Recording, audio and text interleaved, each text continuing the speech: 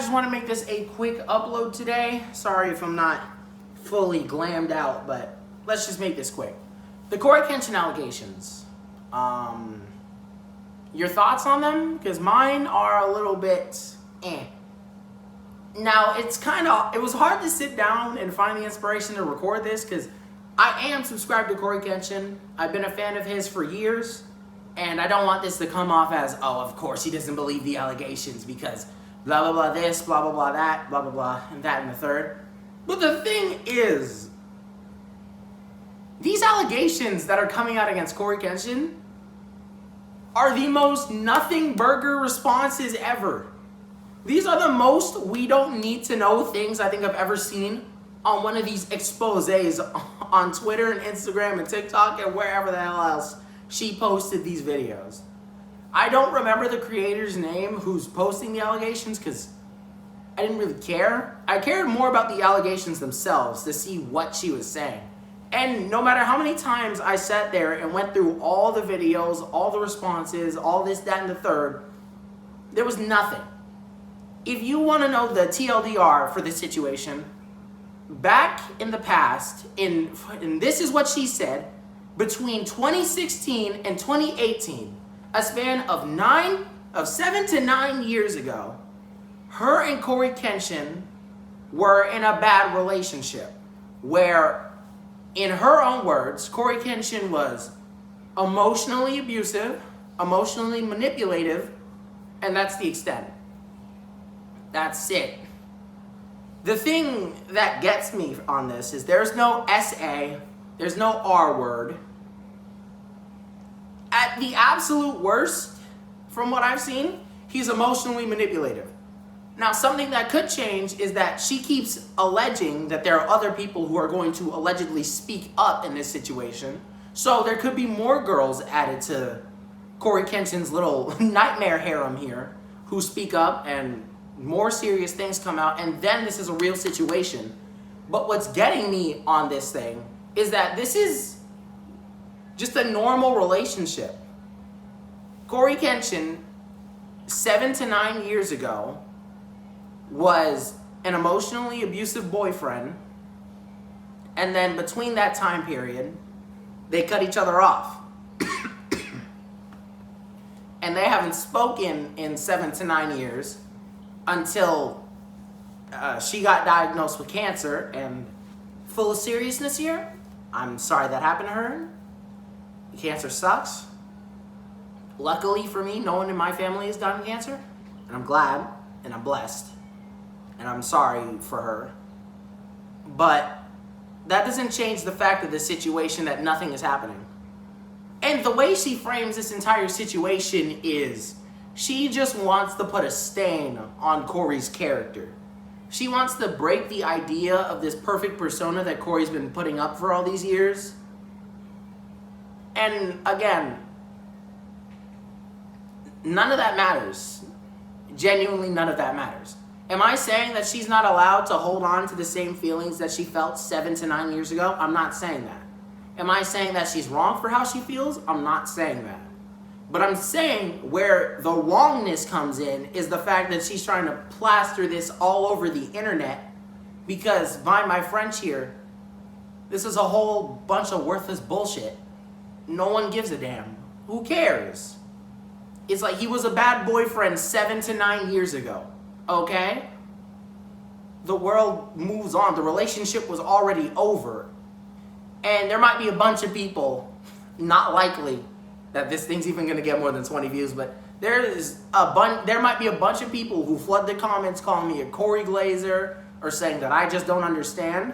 And please make me understand. For anyone who was in a bad relationship 10 years ago, where you weren't physically abused, sexually assaulted, R-worded, you were mentally drained. You're mentally assaulted, mentally drained. I know how that feels. I know how that feels to have a relationship with somebody who just takes everything out of you. It's just, you feel like you're giving, a lot, and they just keep taking and taking until there's nothing left to take. And I understand where she comes from that perspective. But I also understand, as someone who has had a relationship like that, from that perspective, it happened 10 years ago. It's like, in the most respectful way possible, no one needs to know this. And like, I hate to say that, 'cause I hate the fact that cancer was even brought up in this thing, because it's such a tiptoey topic to talk about. But I feel like she was diagnosed with cancer before, she dropped the allegations, allegedly, before she dropped the allegations. I feel like there's just more important things to worry about, like spending the time with family and friends that you actually do care for, instead of trying to smother a perfect reputation of a YouTuber who you had a relationship with 7 to 9 years ago. Because the thing is, from the text messages she's shown and from what we've seen, she wanted a serious relationship, but Cory mainly wanted a sexual relationship. And things happen, they broke apart. Like, that's life. I think that's the main problem I have with this whole thing. It just feels human. There's no outwardly supervillain. There's no reason that people are in the Twitter comments like, dude, I never liked CoryxKenshin anyway, or I always knew there was something up with CoryxKenshin. What? He had a bad relationship? People are gonna have bad relationships. Especially Cory. At the time of that happening, he was what, 22, 23, 24? I'm 19 right now. I'm not too far off from 22, 23, and 24. And I know as a 19-year-old, I am not emotionally ready to be in like a fully fledged, fully committed relationship again. I know that as a 19-year-old. Imagine being a 22-year-old, 23-year-old, 24-year-old, and like Cory said it in the messages himself, he just wasn't fully, he didn't have his shit together. He wasn't ready for a big relationship. And the girl posted, like, in the same post, what do you mean you didn't have your stuff together? You had the money, the car, the fans. And that was just, that one felt a little tone deaf. That felt a little tone deaf on her end, because it's like money, cars, the house, none of that matters. You can still be mentally drained even if you're rich, even if you have all the cars in the world, the house the size of Scrooge McDuck's mansion. That doesn't mean anything when it comes to how you feel mentally. Because money does not equal happiness. It's a contributor, but it doesn't automatically make you happy. Now, I really didn't want this video to come off as mega glazed for Cory, because it's not. Because he didn't post his side of the story, and this could be true. But I'm going from a perspective of you're innocent until you're proven guilty. And from what I've seen, even if he's proven guilty, this is nothing character defining. This is nothing mentally shattering, nothing character defining, nothing important. It was a bad relationship 7 to 9 years ago. On top of the fact that allegedly from one of her friends who helped her post the story, apparently they actually broke off their relationship because she was cheating on Cory. And it's like, whether you're emotionally drained or not, cheating is never the answer. Never cheat on your significant other. It is easy.